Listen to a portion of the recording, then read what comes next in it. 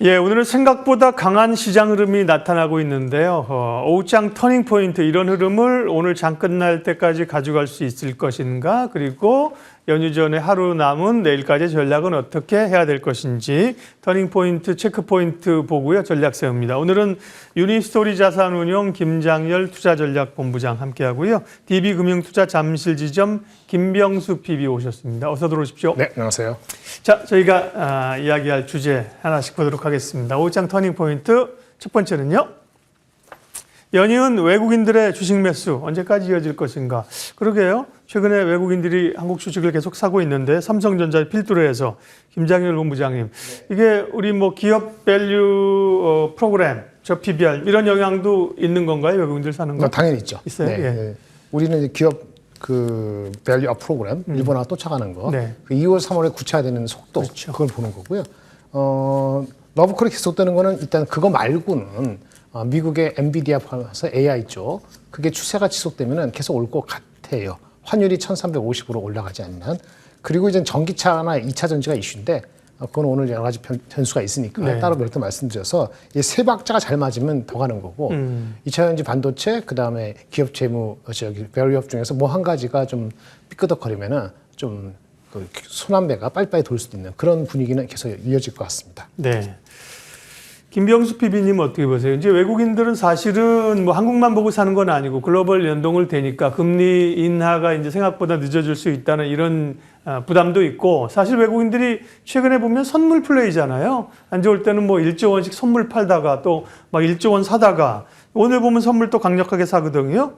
이 대변수하고 외국인들 움직임은 어떻게 파악하세요? 네, 외국인들이 이제 결국에는 매도를 많이 하다가 지금 좀 저평가된 종목들 매수가 많이 들어오고 있습니다.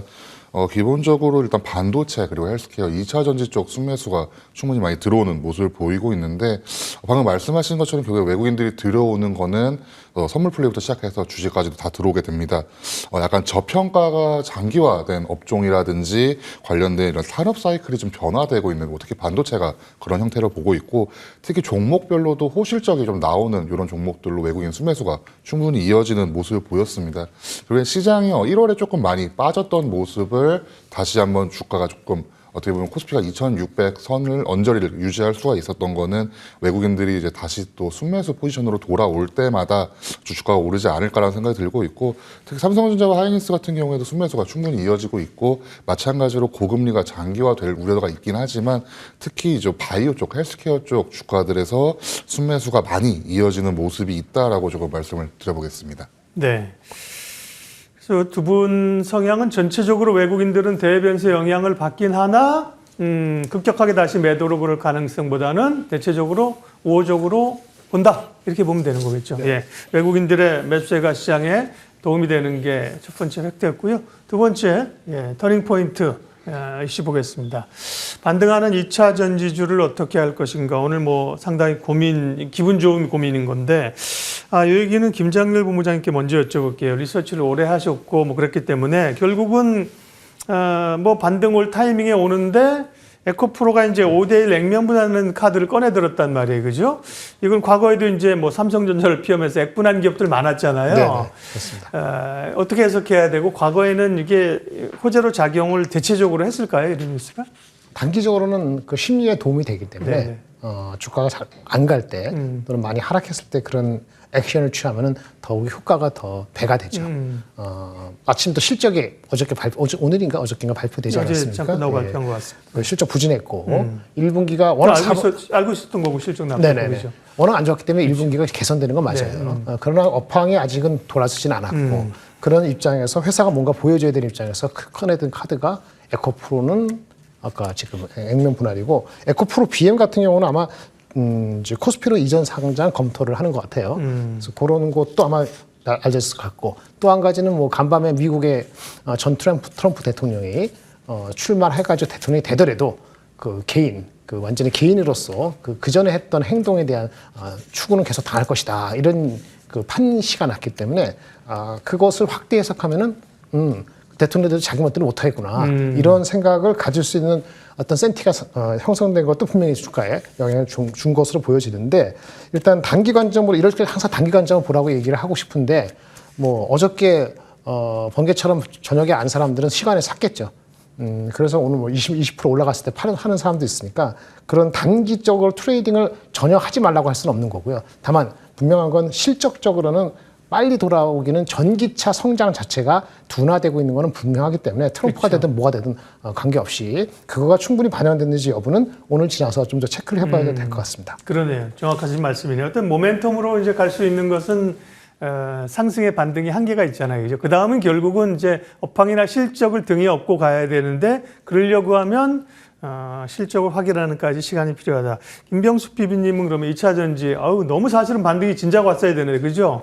워낙 힘들겠다. 강하게 상승인데, 어떻게 해석하시는지, 어떻게 대응을 해야 됩니까?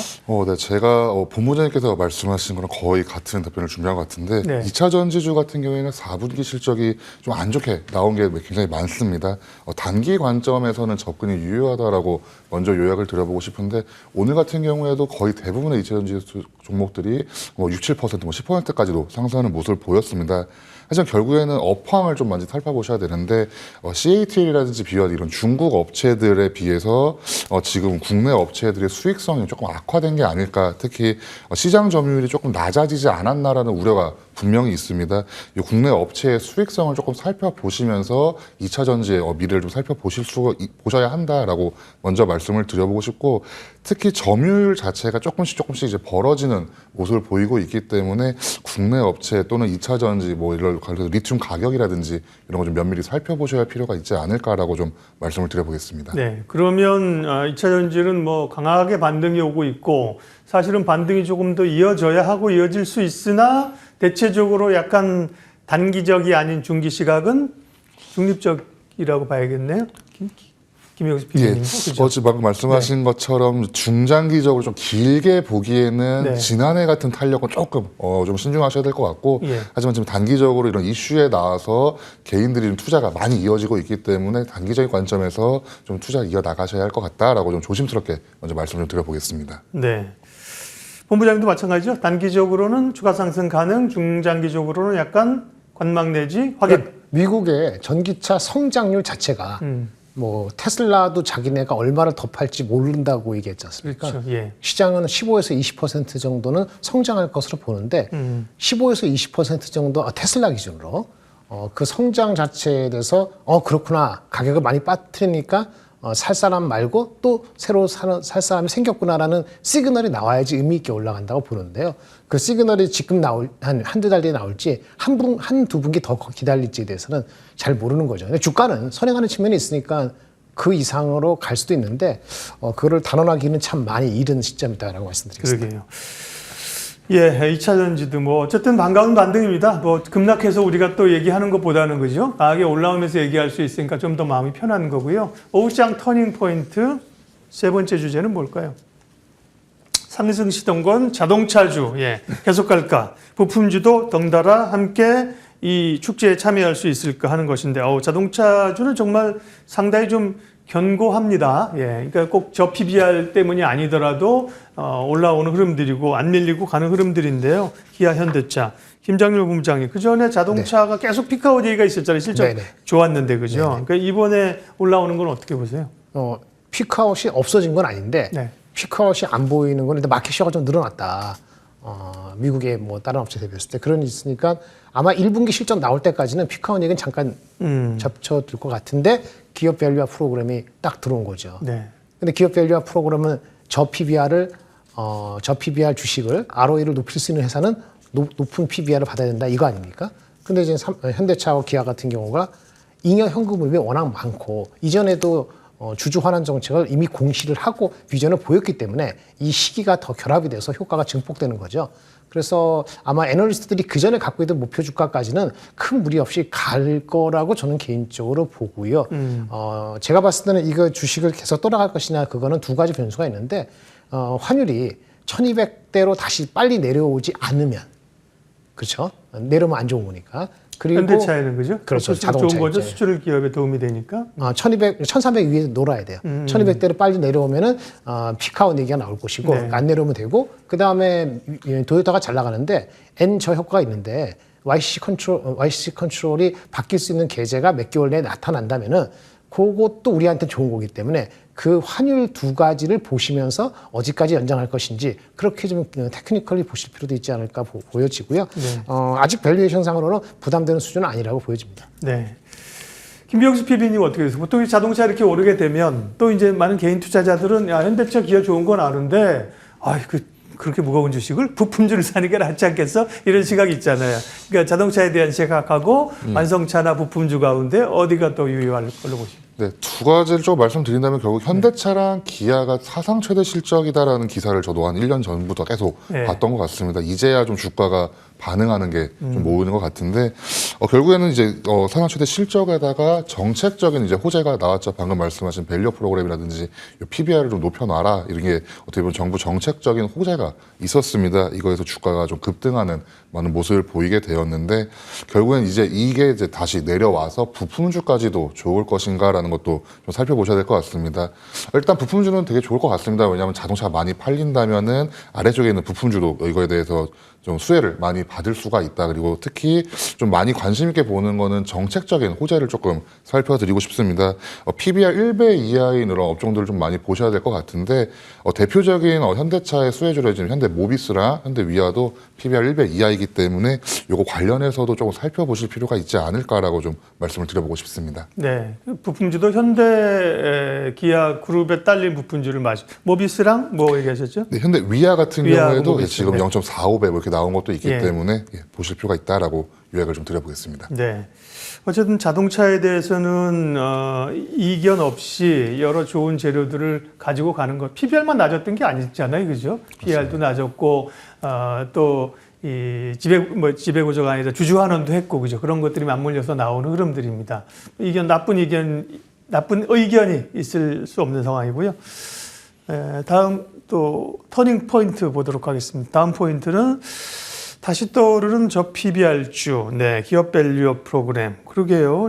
이제부터 해석이 필요한 거잖아요. 근데 일부는 좀 단락했고 자동차나 금융 같은 경우는 상당히 견고하게 잘 버텨요. 지주사는 또 조금 흔들리는 거 아닌가요? PBR 관련해서 전략들 김장렬 본부장님 얘기해 주세요. 아까 그 현대차, 기아차가 그래도 견고한 거는 그 잉여 현금 흐름이 충분하기 때문에 그리고 미리 비전을 보였기 때문에 의지하고 수단이 다 있거든요.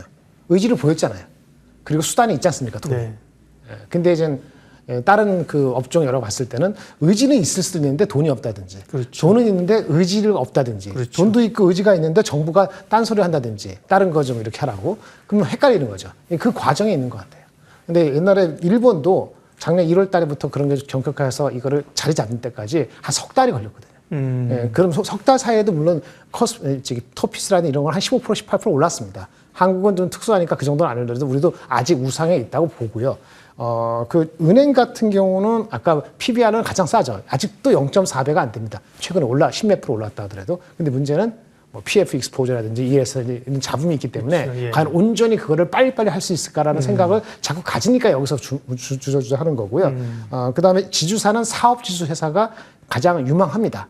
근데 사업지주 회사는 자회사를 어떻게 처리할 것이냐는 구체적인 안이 안 나온 회사가 있고 그전부터 많이 얘기하신 회사가 네. 있거든요. 많이 얘기하는 회사, 미래지향적인 신성장을 자회사로 갖고 있으면 이참에 밸류에이션 디스카운트가 줄겠죠. 예를 들어서 LS라든지 이런 거거든요. 그래서 그 구분을 네. 하는데 좀 시간이 필요하다. 이렇게 말씀드리겠습니다. 김병수 PB님 PBR주 기업 밸류 프로그램 전략과 그 가운데서 조금 목석 가르기 해서 좋게 보시는 건 어떤 거예요? 네, 결국에는 금융주와 함께 해서 지주사를 먼저 보셔야 될 것 같습니다. 예. 결국 지주사 쪽으로 조금 몰리지 않을까라는 생각하고 있고 마찬가지로 주가 반응도 그렇게 보이고 있습니다. 하지만 좀 말씀을 드려보고 싶은 거는 이 기업 밸류 프로그램이 2월 말쯤에 조금 세부안이 공개될 겁니다. 그렇기 때문에 한 2주 정도 저희 설 지나고 나서 조금 나올 거기 때문에 그때까지 혹시나 재료 소멸 이런 재료 소멸이라든지 이런 이슈를 조금 보셔야 되는데 결국에 PBR이 낮다라는 거는 장부 가치보다 주가가 너무 낮다라는 의미이기 때문에 주주 이제 가치의 재고 노력을 분명히 할 거라고 생각을 하고 있습니다. 그렇기 때문에 PBR 관련된 종목들이 급락을 하는 사태는 조금 어렵긴 하지만 결국엔 주가가 앞으로도 더 반등이 하려고 한다면은 관련돼서 이 PBR 테마를 조금 더 살펴보시면서 투자를 이어 나가셔야 할 것 같다라고 좀 말씀 좀 드려보겠습니다. 네. 밸류 프로그램 관련 전략까지 살펴봤고요. 예, 마지막 터닝 포인트 확인하겠습니다. 마지막은 변동성, 그러니까 오늘 잘 가지만 사실 그 안에 변동성이라는 단어를 머금고 있다니까요. 지금 시장 자체가요. 그런 가운데 5장 반전주 관심주입니다. 김병수 PB께서 먼저 관심주 준비해온 거 말씀해 주시겠어요? 네, 저는 해성 DS를 조금 말씀을 드려보려고 합니다. 네. 해성 DS 같은 경우에는 지금 SK 하이닉스 나와 있는데 해성 DS 같은 경우에는 4분기 실적이 좀 기대치에 조금 하회하는 모습을 보였습니다. 하지만 올해 우상향이 좀 좋다라는 증권사 리포트가 함께 나오게 됐는데 네. 주가가 5만 원 아래로 조금 내려온 모습을 보이게 됐습니다. 차량용 리드 프레임 같은 경우에는 경쟁사 대비해서는 물량이 양호할 것이다라는 이런 기대가 함께 나오게 되었고 올해 같은 경우 이제 2023년 작년 같은 경우에는 좀 기대치에 하회하는 모습을 보였지만 24년 올해에는 영업이익이 한 1,300억, 1,292억 원 정도가 예상된다라는 리포트가 나오게 되면서 전년 대비 한 26%가량 증가할 것이다. 그렇기 때문에 지금 시장 상황도 반도체 업황도 잘 돌아오고 있고 마찬가지로 차량용 반도체라든지 PC용도 좀 충분히 다시 한번 워낙 작년이 안 좋았기 때문에 좋아질 기미가 있다. 그렇기 때문에 지금부터 조금 살펴보실 종목 중에 해성 DS도 한번 보실 필요가 있지 않을까라고 좀 말씀을 드려보도록 하겠습니다. 네, 해성 DS 김병수 PB의 관심주였고요. 그러니까 SK 하이닉스 자막 나오는 거는 우리 김장일 본부장의 관심주입니다. 제가 이제 순서대로 안 가고 좀 순서를 바꿔가지고 하이닉스 좋게 보시나 봐요, 본부장님. 예. 그 조정을 좀 받았는데요. 오늘 좀 빠졌습니다만 엔비디아 목표 주가 계속 올라오고 있고. 그렇죠. 예. 그래서 아주 간단히 보면요. 그 미국의 엔비디아하고 마이크로소프트하고 이런 식으로 계속 자리를 잡으면은 한국에는 하이닉스하고 한미반도체가 가야 됩니다. 근데 주가가 미리 갔다는 측면에서 조금 주저주저 하는데 돌파구를 아마 이번 달 중에 마련을 해야 될 것 같고요. 이번 달에 돌파구를 마련하지 못하고 만약에 주가가 흐물흐물하면 한국의 반도체 대부분의 주식은 제가 봤을 때는 쉴 것으로 봅니다. 만약 그런 시그널이 나면 그 아까 PBR, ROE 다른 주식으로 더 가시는 게 맞는 아주 중차대한 변곡점이 이번 달 가기 전에 나오는데 그런 측면에서 업사이드를 보고 하이닉스 또는 한미반도체를 주의 있게 보시라라고 말씀드리겠습니다. 네, 반도체 가운데 SK 하이닉스, 한미반도체 얘기하셨고요. 삼성전자하고 SK 하이닉스는 이제 시각이 좀 다르잖아요, 그죠? 네네. 뭐 역시 주도권은 SK 하이닉스가 HBM을 쥐고 있기도 하지만 오른 걸 반영하면 못 오른 건 삼성전자가 더 룸이 남아 있지 않을까 이렇게 보는 분들도 꽤 있는 것 같아요. 그 부분은 본부장님 시각은 시간이 좀 걸릴 것 같습니다. 삼성전자는 좋게 보면 S24도 있고 24, 파운드리도 있고 여러 가지 있습니다만은 어쨌든 엔비디아를 향하는 HBM3를 공급하는 게 눈으로 확인이 되는 것이 가장 먼저라고 보고요. 아마 그게 확인되고 나서는 이제 여러 투자가들이 달려들 것 같은데 그 전까지는 시장을 아웃퍼폼은 어려울 것 같고 그냥 정도 시장을 정도 따라가는 정도로 가지 않을까 저는 개인적으로 보고 있습니다. 네. 그래서 삼성전자보다는 SK 하이닉스에 조금 더 점수를 이제 주신 것 같습니다. 네. 예, 5장 터닝 포인트 저희가 여러 주제들 가지고 살펴봤고요. 네, 여기까지 해서 마무리를 좀 일찍 하도록 하겠습니다. 유니스토리 자산 운용 김장렬 본부장님 그리고 DB금융투자 잠실지점 김병수 PB님 두 분과 함께 같이 했어요. 오늘 말씀 고맙습니다. 네, 감사합니다. 예, 정말 연휴를 앞두고 나서 조금 부담스러워서 비중을 좀 줄이려고 했더니만 주가가 또 오릅니다. 이게 참 곤혹스러운 상황인데요. 뭐 떨어져서 잘 팔았다 하는 것보다는 사실은 뭐 나쁘지 않죠. 오늘 오후장까지 잘 버티느냐를 확인하는 게 중요합니다. 터닝포인트 11은 여기서 마치도록 하겠습니다. 함께해 주셔서 고맙습니다.